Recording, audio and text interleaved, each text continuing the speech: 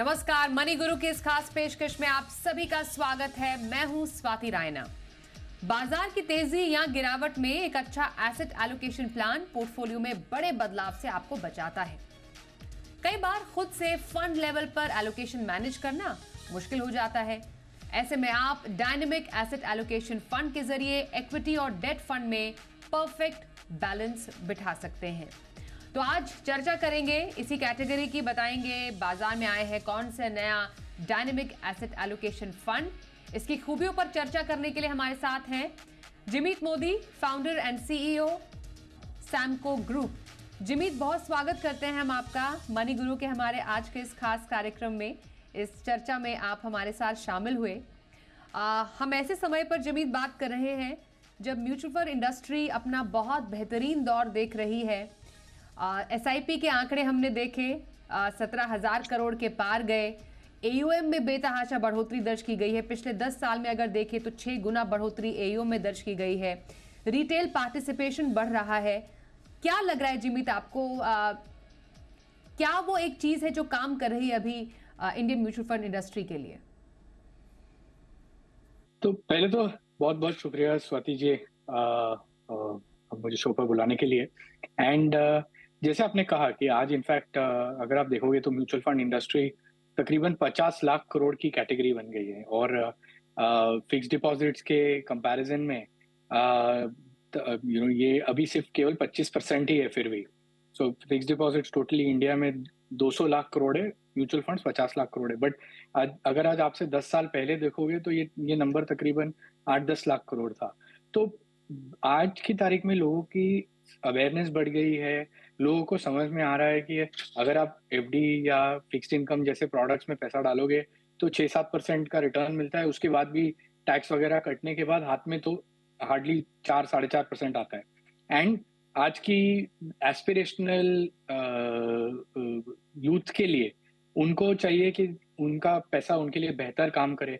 और वो अवेयरनेस के कारण ये जो एसआईपी का पूरा हम एक कैंपेन देख रहे हैं और एसआईपी में ग्रोथ देख रहे हैं, वो उसी एस्पिरेशन को मीट करने के लिए देख रहे हैं। और लोगों ने देखा है कि पिछले 3 साल 5 साल आप उस टाइप की एसआईपी की रोलिंग रिटर्न्स देखोगे तो लोगों ने 15% return, 18% return, 20% return, even substantially better than FD returns देखे हैं। और लोग समझते हैं कि अगर हम लंबे समय के लिए एसआईपी करते हैं, 8-10 साल के लिए एक 8-10 साल का व्यू लेते हैं, तो इसमें बाकी सारे इंस्ट्रूमेंट से ज्यादा अच्छा पैसा बन सकता है, काफी टैक्स एफिशिएंट तरीके से पैसा बन सकता है, और ये एसेट लिक्विड भी है। तो आई थिंक ये सारी चीजें लोगों को समझ में आ रही है। आप जैसे आपके चैनल्स के जो द्वारा जो अवेयरनेस आप क्रिएट कर रहे हो, आई थिंक लोगों तक और पहुंच रही है, और उसके कारण हमको एक अच्छी खासी ग्रोथ देखने मिल रही है पूरे कैटेगरी में। बिल्कुल। इनफैक्ट जिमीत, अगर हम कैटेगरी वाइज ही बात करें, क्योंकि मैंने जैसे शुरुआत में शो की बोला कि कई बार निवेशकों के लिए अपने फंड को मैनेज करना मुश्किल हो जाता है। वो यूं कि अभी तो हम बाजार को एट हाई देख रहे हैं, कभी बाजार में गिरावट का दौर भी आता है और फंड लेवल पर कई बार काफ़ी दिक्कत हो जाती है। इसलिए ऐसे में हम ज़्यादातर हाइब्रिड कैटेगरी की तरफ देखते हैं। अगर हाइब्रिड कैटेगरी में भी अगर हालिया निवेश की बात हम करें तो सिर्फ हाइब्रिड कैटेगरी में ही कुल 13,000 करोड़ से ज़्यादा का निवेश आया है। मतलब हाइब्रिड कैटेगरी को लोग काफ़ी पसंद कर रहे हैं। तो इस पूरे कैटेगरी में क्या खास है, और उसमें भी अगर डायनेमिकली किसी को अपने पोर्टफोलियो को मैनेज करना है तो कहाँ पर रहनी चाहिए नज़र? जैसे आपने कहा एग्जैक्टली सही है, क्योंकि सी आज की तारीख में अगर इन्वेस्टर देखे तो काफी जो प्योर इक्विटी कैटेगरीज है, जो large cap, mid cap, small cap etcetera, वो एक तरीके से बाय एंड होल्ड कैटेगरीज है। बट कई सारे इन्वेस्टर क्या है जो एफडी को के बदले में म्यूचुअल फंड्स में इन्वेस्ट करते हैं, या थोड़ा बहुत जहाँ शुरुआत कर रहे हैं उनके म्यूचुअल फंड की इन्वेस्टिंग की जर्नी का, उन लोगों के लिए वो डायरेक्ट इक्विटी की या इक्विटी फंड्स की वॉलेटिलिटी झेल नहीं सकते। क्योंकि अगर आप देखोगे तो इक्विटी फंड्स खराब टाइम में 20-30-40% खराब भी गिरते हैं। इनफैक्ट हर 6 से 7 साल में हमने देखा है कि मार्केट में 30-40% का करेक्शन आता है। हर डेकेड में एक आध बार 40-50% का करेक्शन आता है। तो लोग ये झेल नहीं पाते, और इसके लिए एक हाइब्रिड कैटेगरी एक परफेक्ट सोल्यूशन है, बिकॉज़ हाइब्रिड जैसे नाम कहता है, वो एक कॉम्बिनेशन है और डेट और इक्विटी का। इसमें क्या है, इन्वेस्टर को खुद को दिमाग नहीं लगाना पड़ेगा कि जब मार्केट्स ऊपर जा रही है या नीचे जा रही है, तो एसेट एलोकेशन कैसे मैनेज करे, ताकि अल्टीमेटली रिटर्न तो बने ही, बट साथ-साथ में डाउनसाइड प्रोटेक्शन या साथ-साथ में वॉलेटिलिटी कर्व हो जाए। तो ये कैटेगरी जो है, हाइब्रिड कैटेगरी, जिसमें खास करके बैलेंस्ड एडवांटेज फंड्स है, डायनामिक एसेट एलोकेशन फंड्स है, ये जो फंड्स है, ये ऑटोमेटिकली डेट और इक्विटी का एलोकेशन करते हैं, जहाँ यहाँ पे फंड मैनेजर ही ये कॉल लेता है बेसिस मार्केट कंडीशंस की कितना पैसा डेट में होना चाहिए, कितना पैसा इक्विटी में होना चाहिए, और ये इन्वेस्टर को खुद एसेंशियली वो मेहनत नहीं करनी पड़ती, और अल्टीमेटली आप एक एलोकेट करो, और लॉन्ग टर्म या तो एसआईपी लमसम जो एलोकेटेड मनी है उसका आप फ्रूट बेयर करते रहो विद सब्सटेंशियली लोअर वॉलेटिलिटी। तो इनफैक्ट आप टोटल देखोगे तो ये 13-14 लाख करोड़ की कैटेगरी बन गई है जो हाइब्रिड कैटेगरी है। In fact one of the most loved categories for for investors जो बहुत ज्यादा रिस्क नहीं लेना चाहते, जो इक्विटी ओरिएंटेड फंड्स का है, उनके लिए ये एक क्लासिक कैटेगरी बन गई और मोस्ट मोस्ट प्रिफर्ड कैटेगरी बन गई। राइट इसलिए जिमीत मौके की नज़ाकत को समझते हुए, अपॉर्चुनिटी को समझते हुए आप एक डायनेमिक एसेट एलोकेशन फंड लेकर आए हैं निवेशकों के लिए, क्या खास है?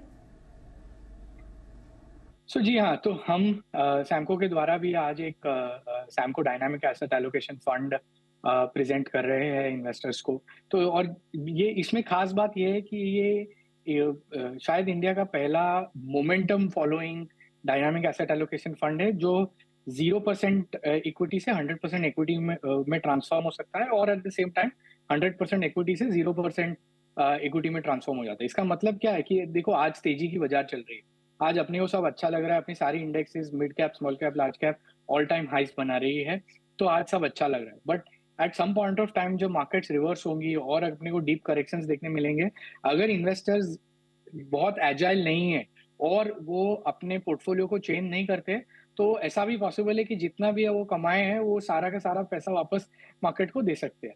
तो इस केस में क्या है, ये जो हमारा सैमको का डायनामिक एसेट एलोकेशन फंड है, वो ये कोशिश करता है कि आप अगर मार्केट करवट बदलती है, ये बुल मार्केट से करेक्शन शुरू होता है या बे मार्केट शुरू हो जाता है, तो ये एंटायरली इक्विटी एलोकेशन से डेट में ट्रांसफॉर्म हो जाता है, सो दैट जब बाजार गिरे तब आपका drawdown to some extent protected रहे और आपकी पूरी वैल्यू कैपिटल पे रिस्क पे ना आए।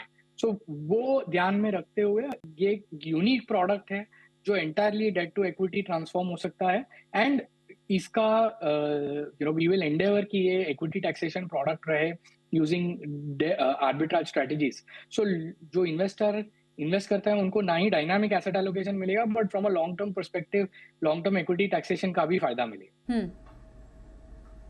बिल्कुल, तो बाजार में अगर आपको डायनेमिकली बने रहना है तो एक डायनेमिक एसेट एलोकेशन फंड के जरिए आप अपने पोर्टफोलियो में इक्विटी और डेट के एलोकेशन को खूबसूरती से मैनेज कर सकते हैं, और इसकी खूबियां बताई जिमीत मोदी ने।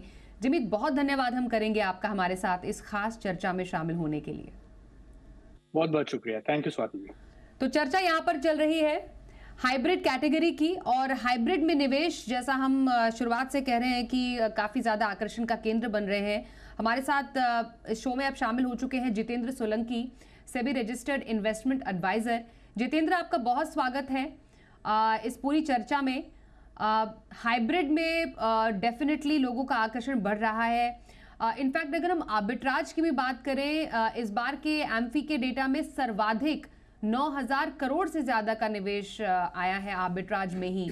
मल्टी एसेट एलोकेशन में हमने कुछ 2500 करोड़ से ज़्यादा का निवेश देखा है, तो कुल मिलाकर 13,000 करोड़ से ज़्यादा का नेट निवेश हाइब्रिड में आया है। क्या खासियत हाइब्रिड फंड की है, और इतने सारे हाइब्रिड फंड में चुनना, क्योंकि हाइब्रिड के भी इतने सारे प्रकार होते हैं, क्या एक निवेशक के लिए वाकई आसान है? जी स्वाति, निवेशक के लिए कोई आसान नहीं होता। इतने सारे प्रोडक्ट्स में से कौन सा प्रोडक्ट सही बैठेगा और कौन सा प्रोडक्ट उसको चुनना चाहिए। पर मुझे ऐसा लगता है आर्बिट्राज का जो मेन अट्रैक्शन आया है वो डेट में जो टैक्सेशन इंट्रोड्यूस हुआ है उसके बाद आया है। अगर आप देखें तो डेट का टैक्सेशन इस साल से चेंज हुआ, जहाँ पे इंडेक्सेशन बेनिफिट को हटा दिया गया, और शॉर्ट टर्म हो लॉन्ग टर्म हो आपको 30% या अपने जो भी इनकम टैक्स स्लैब है उसके अकॉर्डिंग आपको इनकम टैक्स लगेगा। यानी कि आप जो भी कैपिटल गेन कमाओगे डेट के अंदर, शॉर्ट टर्म में भी, 6 महीने में भी, साल भर में भी, 2 साल में भी, तो टैक्स आपको बराबर देना पड़ेगा। वहीं आर्बिट्राज जो स्कोर करता है वो है टैक्सेशन की वजह से, क्योंकि ये इक्विटी प्रोडक्ट है, इक्विटी कैटेगरी में आता है, हाइब्रिड कैटेगरी में आता है, लेकिन इक्विटी ओरिएंटेड है, तो इसका जो टैक्सेशन है वो इक्विटी का लगता है। और मुझे ऐसा लगता है कि इसका जो खासा अट्रैक्शन बढ़ा है इस साल, वो डेट से स्विच होके आर्बिट्राज की तरफ लोग गए हैं, क्योंकि यहाँ पे अगर मान लीजिए 6% भी रिटर्न मिला तो यही रिटर्न डेट के अंदर आपको बहुत कम मिलेगा। अगर आर्बिट्राज का टैक्सेशन लेंगे तो रिटर्न थोड़ा ज्यादा मिलेगा। ये एक इसका अट्रैक्टिवनेस जो है, मुझे ऐसा लगता है कि ज्यादातर पैसा इस वजह से आ रहा है। बिल्कुल। तो जितेंद्र, पिछले कुछ समय में मतलब हम देख रहे हैं कि जो लिक्विड फंड का पैसा है, क्योंकि डेट में हमने काफी आउटफ्लो देखा है, लिक्विड फंड से ज्यादा लोग जो कि डेट कैटेगरी में आता है, लोग आर्बिट्राज को पसंद करते हैं, जैसा आपने बताया, क्योंकि एक बहुत बड़ा फैक्टर यहाँ पर टैक्सेशन का है। तो ये एक बहुत बड़ा कारण माना जा सकता है। और आर्बिट्राज फंड अगर हम आमतौर पर एक पोर्टफोलियो में प्लेसमेंट के तौर पर देखें तो एक लिक्विड फंड का सब्स्टिट्यूट है क्या? क्या और फायदे और यूज हो सकते हैं आर्बिट्राज फंड के, कितनी अवधि के लिए? देखिए, मुझे नहीं लगता कि ऐसा कोई सब्स्टिट्यूट है। इन्वेस्टर को अपना रिस्क प्रोफाइल और अपना इन्वेस्टमेंट ऑब्जेक्टिव समझना होता है। लिक्विड फंड बहुत ही शॉर्ट टर्म होराइजन के लिए यूज होता है। आपको 10 दिन के लिए पैसा डालना है तो आप लिक्विड फंड में डाल सकते हैं। वहीं अगर आपको आर्बिट्रेज फंड में इन्वेस्ट करना है तो आपको मिनिमम 6 महीने से 1 साल का होराइजन लेके चलना पड़ता है, अगर आप वोलेटिलिटी को एड्रेस करना चाहते हैं। बट जो मुझे लगता है वो ये, क्योंकि ये इक्विटी ओरिएंटेड हाइब्रिड फंड है, तो जहां आप शेयर बाजार की बात करते हैं और वहां पे कोई ऐसा प्रोडक्ट अगर इन्वेस्टर के सामने रख दिया जाए कि आपका डाउनसाइड प्रोटेक्टेड रहेगा लेकिन आपको रिटर्न इक्विटी मार्केट से निकल के मिलेगा और आपको टैक्सेशन लगेगा, तो वो अट्रैक्टिवनेस अपने आप बढ़ जाती है। मुझे नहीं लगता कि लिक्विड फंड का सब्स्टिट्यूट है, क्योंकि लिक्विड फंड आप बहुत ही शॉर्ट टर्म पैसा भी डाल सकते हैं। उतना शॉर्ट टर्म आप आर्बिट्राज में व्यू नहीं ले सकते, आपको मिनिमम 6 महीना 1 साल का व्यू लेना पड़ता है। ये आर्बिट्राज फंड अगर हम देखें इसकी कॉम्पोजिशन को देखते हुए, किस तरीके के निवेशक के लिए ज्यादा सूटेबल आपको लगते हैं ये? क्या एक जो नया निवेशक है जो अभी बाजार में आया है वो आर्बिट्राज फंड अपने पोर्टफोलियो में शामिल करे? देखिए, आर्बिट्राज फंड का अगर आप कॉम्पोजिशन देखें तो डिफरेंट फंड्स में थोड़ा सा आप डिफरेंस पाएंगे। किसी का कॉम्पोजिशन शायद इक्विटी मार्केट की तरफ ज्यादा होगा, किसी का कॉम्पोजिशन कैश की तरफ इस वक्त ज्यादा होगा, कोई डेट में ज्यादा हो सकता है। तो डिपेंडिंग ऑन क्या व्यू है, क्योंकि ये कंप्लीटली फंड मैनेजर के ऊपर डिपेंड करता है। Arbitrage fund, fund manager arbitrage opportunities को मार्केट में देख रहा है, बाय सेल कर रहा है और उससे वो रिटर्न निकाल रहा है। तो एक फंड मैनेजर जो उस फंड को मैनेज कर रहा है, कंप्लीटली उसके व्यू पे बेस्ड है कि आर्बिट्रेज फंड का कॉम्पोजिशन क्या होगा। क्योंकि डिफरेंट कॉम्पोजिशन है, बड़ा मुश्किल हो जाता है इन्वेस्टर के लिए ये चूज करना कि कौन सा आर्बिट्राज फंड सही रहेगा। बट मुझे ऐसा लगता है आर्बिट्राज फंड, अगर आप के अट्रैक्शन आपको आ रहा है और आर्बिट्रेज फंड में आप निवेश करना चाहते हैं, तो पहली बार मिनिमम 1 साल का व्यू लेके चलें। और जो रिटर्न पास्ट में आ गया है आप उसको देख के आर्बिट्रेज फंड में निवेश ना करें, क्योंकि अगर हम 1 साल के रिटर्न देखें तो शायद 7-8% तक जाएंगे, बट वहीं अगर आप 5 साल के रिटर्न देख लें तो वो 5% या 5 से 6% के बीच में आके जो है फंस जाते हैं। तो रिटर्न जो है बहुत वेरी कर सकता है, क्योंकि आर्बिट्राज अपॉर्चुनिटीज अगर मार्केट में होंगी तो फंड रिटर्न जनरेट करेगा, लेकिन आर्बिट्राज अपॉर्चुनिटीज अगर मार्केट में नहीं होंगी तो फंड के लिए रिटर्न निकालना बहुत मुश्किल होगा। हाइब्रिड कैटेगरी में निवेश पर खास चर्चा हम कर रहे हैं SEBI registered investment adviser Jitendra Solanki से। जितेंद्र, हाइब्रिड फंड में, हाइब्रिड कैटेगरी में कुल 6 से 7 फंड्स हैं और इनको देखकर लगता है कि कंजर्वेटिव से लेकर एक अग्रेसिव और मॉडरेट, तीनों किस्म के निवेशकों के लिए हर किस्म के फंड मौजूद है विद इन हाइब्रिड कैटेगरी, जिसमें इक्विटी और डेट के अलग अलग संतुलन को बिठाया जाता है। इनकी अपनी अपनी खासियत क्या होगी? और जैसे मानिए कंजर्वेटिव हाइब्रिड है जिसमें इक्विटी की मात्रा कम है पर डेट ज्यादा है, वहीं एग्रेसिव में ऑफ कोर्स क्योंकि नाम ही सजेस्ट कर रहा है अराउंड 80% तक इक्विटी रहता है और डेट की मात्रा कम रहती है। तो क्या एक निवेशक को अपने रिस्क प्रोफाइल के आधार पर ही ऐसे हाइब्रिड फंड को चूज करना चाहिए, या सिंपल प्लेन सा कोई एक डायनेमिक एसेट एलोकेशन, जिसको बैलेंस एडवांटेज फंड भी कहते हैं, उसकी ओर जाना चाहिए? देखिए, बहुत कुछ डिपेंड करता है आपके ऑब्जेक्टिव पर, आपकी रिस्क प्रोफाइल पर। बैलेंस एडवांटेज फंड एक अच्छी कैटेगरी है और हमने देखा है कैसे रिटर्न्स दिए हैं बैलेंस एडवांटेज फंड ने। तो हाइब्रिड कैटेगरी में जो बैलेंस एडवांटेज फंड है उनका अपना रोल है। लेकिन जैसे आपने कहा कंजर्वेटिव हाइब्रिड फंड, उसके बाद एग्रेसिव हाइब्रिड फंड, तो हर एक के अपने रोल हैं। कोई इन्वेस्टर बहुत ज्यादा कंजर्वेटिव है तो प्योर डेट में इन्वेस्ट करने से नुकसान होता है, क्योंकि आपको इन्फ्लेशन भी बीट करना है। और जब ये ऑब्जेक्टिव आ जाता है तो आपको चाहिए कि आप थोड़ा सा जो है इक्विटी में इन्वेस्ट कर सके। लेकिन खुद से अगर आप वो एलोकेशन बनाने जाएंगे तो शायद इन्वेस्टर्स के लिए मुश्किल होता है। वहां पे कंजर्वेटिव हाइब्रिड फंड जो है वो हेल्पफुल हो सकते हैं। उसी तरीके से इन्वेस्टर अगर एग्रेसिव होना चाहता है लेकिन खुद से एसेट एलोकेशन करने में परेशानी होती है कि कितना मैं इक्विटी में रखूं, कितना डेट में रखूं, तो वहां पे एग्रेसिव हाइब्रिड फंड जो है वो चॉइस हो सकती है। तो एक तो रिस्क प्रोफाइल पे डिपेंड करता है, दूसरा इन्वेस्टर्स कितना अवेयर है और कितना नॉलेजेबल है खुद से एसेट एलोकेशन करने में। तो अगर खुद से एसेट एलोकेशन करने में इशू होता है और नहीं कर पा रहे हैं, तब हाइब्रिड फंड जो है एक अच्छा ऑप्शन हो सकता है निवेश के लिए। पर एक पोर्टफोलियो में मैं अगर जितेंद्र आपसे समझना चाहूँ, हर किस्म की कैटेगरी होती है। एक कंप्लीट पोर्टफोलियो एक इन्वेस्टर बनाना चाहता है, वो चाहता है कि उसमें एक लार्ज कैप भी हो, मिड कैप भी हो, मल्टी या फ्लेक्सी कैप भी हो, स्मॉल कैप भी हो। तो एक हाइब्रिड फंड चाहे जो भी एक निवेशक अपनी ज़रूरत के हिसाब से चुनता है, उसका एक टोटल जो एक एलोकेशन होना चाहिए, परसेंटेज इन अ पोर्टफोलियो, वो कितना होना चाहिए? क्या इसका कोई एक रूल या फॉर्मूला हम निकाल सकते हैं? देखिए, जनरली जब हम एसेट एलोकेशन की बात करते हैं तो विद इन इक्विटी जब हम बात करते हैं कि कितना एलोकेशन होना चाहिए, तो हमेशा से यही एडवाइस होती है कि आपका ज़्यादा एलोकेशन लार्ज कैप की तरफ ओरिएंटेड होना चाहिए। मिनिमम 50% तो आपका लार्ज कैप होना चाहिए। उसके ऊपर आप 60 भी रख सकते हैं, 70 भी रख सकते हैं, और बाकी जो परसेंटेज है वो आप मिड कैप और स्मॉल कैप की तरफ ओरिएंटेड कर सकते हैं। तो अगर एक आइडियल एसेट एलोकेशन की बात की जाए विद इन इक्विटी इन्वेस्टमेंट, तो शायद 60-60-40 का रेशो या 70-30 का रेशो जो है वो काफी आइडियल हो जाता है लार्ज कैप और मिड कैप स्मॉल कैप का एक्सपोजर के लिए। लेकिन कितना होना चाहिए ये आपके रिस्क एपेटाइट पे बहुत कुछ डिपेंड करता है। 50% अगर आपने मिड कैप स्मॉल कैप ले लिया तो बहुत वॉलेटिलिटी देखने को मिलेगी। अगर आपने कम लिया है तो कम वॉलेटाइल होगा आपका इक्विटी पोर्टफोलियो। लेकिन लॉन्ग टर्म क्या आपकी उम्र है, क्या आपके पास होराइजन है, उसके अकॉर्डिंग आप एलोकेशन को चूज कर सकते हैं। बट मेरा ये मानना है कि एटलीस्ट बैलेंस तो होना चाहिए, 50 लार्ज कैप तो आपके पास होना चाहिए।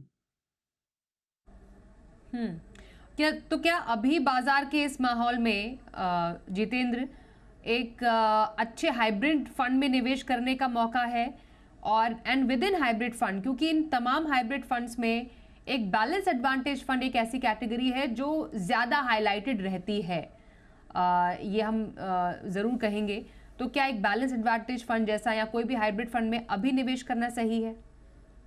देखिए, निवेश करने का कोई टाइम होराइजन नहीं होता। आपका ऑब्जेक्टिव जब आपका शुरू हो, आपको मीट करना है, आपको इन्वेस्ट करना चाहिए। हाँ, बैलेंस एडवांटेज फंड जैसी कैटेगरी जहाँ पे फंड मैनेजर डेरिवेटिव्स का यूज करता है हेजिंग करने के लिए, तो ऐसे मार्केट्स में बहुत अच्छी कैटेगरी निकल के आ सकती है। तो बैलेंस एडवांटेज फंड 4 साल 5 साल का होराइजन लेके चलते हैं तो एक अच्छा ऑप्शन हो सकता है। बट मेरा ये मानना है कि कोई भी मार्केट सही या गलत टाइम नहीं होता। आपके ऑब्जेक्टिव पे बहुत कुछ डिपेंड करता है। अगर आप आज निवेश करना चाहते हैं तो आज निवेश शुरू कर सकते हैं, आपने पहले किया हुआ है तब कर सकते हैं। कैटेगरी आप जो है चूज कर सकते हैं बेस्ड ऑन कि आपका ऑब्जेक्टिव क्या है। अगर आपको 5-6 साल के अंदर आपको बहुत ज्यादा आपको वॉलेटिलिटी नहीं चाहिए तो बैलेंस एडवांटेज फंड एक अच्छी कैटेगरी हो सकती है। लेकिन अगर आप खुद से एसेट एलोकेशन कर सकते हैं, आप large cap mid cap small cap का एक्सपोजर बना सकते हैं, तो मुझे लगता है फिर वो कैटेगरी जो है उस तरह के एक्सपोजर में आप जा सकते हैं। जितेंद्र, आमतौर पर क्योंकि निवेशक ये जानना चाहते हैं कि जिस फंड में वो निवेश कर रहे हैं उसमें वो कितना रिटर्न बना सकते हैं, तो एक किसी फॉर एग्जांपल एक हाइब्रिड कैटेगरी में, क्योंकि हमने with in hybrid category he multi asset allocation में पिछले 1-3-5 सालों में 15% प्लस रिटर्न देखे हैं, एज अपोज टू जो डायनेमिक एसेट एलोकेशन जिसको बैलेंस एडवांटेज फंड कहते हैं उनका भी अच्छा प्रदर्शन रहा है। Arbitrage again close to debt funds, वहाँ पर उतनी उनकी प्रदर्शन रही है। इक्विटी सेविंग का 11% से लेकर लगभग 9% तक का प्रदर्शन रहा है। तो रिटर्न देखना एक बहुत बड़ा पैमाना आपको लगता है हाइब्रिड फंड में अभी इस मौके पर, स्पेशली मल्टी एसेट एलोकेशन इस टाइम पे काफी अच्छा कर रहा है? देखिए, मुझे नहीं लगता कि रिटर्न पैमाना होना चाहिए ये चूज करने के लिए कि आपको कौन सा फंड सिलेक्ट करना है। अगर रिटर्न आपने पैमाना बना दिया तो हो सकता है आगे आपको डिसअपॉइंटमेंट मिले, मार्केट किस तरह बिहेव कर सकता है। आप जब हाइब्रिड फंड चूज करते हैं तो आप इसलिए चूज करते हैं कि आपको थोड़ा सा डाउनसाइड प्रोटेक्शन भी चाहिए। आप चाहते हैं कि आपको उतना पोर्टफोलियो उतना वोलेटाइल ना मिले। जैसे एग्रेसिव हाइब्रिड फंड है, थोड़ा सा डेट होता है, थोड़ी डाउनसाइड प्रोटेक्शन आपको मिलती है। तो जब वो ऑब्जेक्टिव होता है तो उस ऑब्जेक्टिव में आप एक गोल के अकॉर्डिंग आपका रिटर्न होराइजन बनना है, रिटर्न आपका बनना चाहिए। अगर आपका गोल 10 साल दूर है तो आपको ये कैलकुलेट करना चाहिए कि आप अगर 10, 11, 12% रिटर्न कमाएंगे तो क्या आप अपने गोल अचीव कर सकते हैं एक अच्छे कंट्रीब्यूशन के साथ। अगर आप वो अचीव कर सकते हैं तो उसके बाद आपको वो कैटेगरी सिलेक्ट करनी चाहिए। मुझे नहीं लगता रिटर्न को देख के आपको फंड या कैटेगरी चूज करनी चाहिए। इनफैक्ट उल्टा होना चाहिए, पहले आप ये देखें कि आप गोल क्या अचीव कर सकते हैं और कितना रिटर्न आपको जो है चाहिए होगा अपने गोल को अचीव करने के लिए। उसके बाद आप जो है फंड का सिलेक्शन करें। बिल्कुल, तो हाइब्रिड फंड में कैसे निवेश करना चाहिए, कैसे चुने एक अच्छा हाइब्रिड फंड, इस पर हमने चर्चा की। खास जितेंद्र सोलंकी हमारे साथ इस चर्चा में हुए शामिल, करेंगे आपका धन्यवाद। मनी गुरु में आज के लिए बस इतना ही, रुकते हैं एक ब्रेक के लिए। देखते रहिए जी बिजनेस।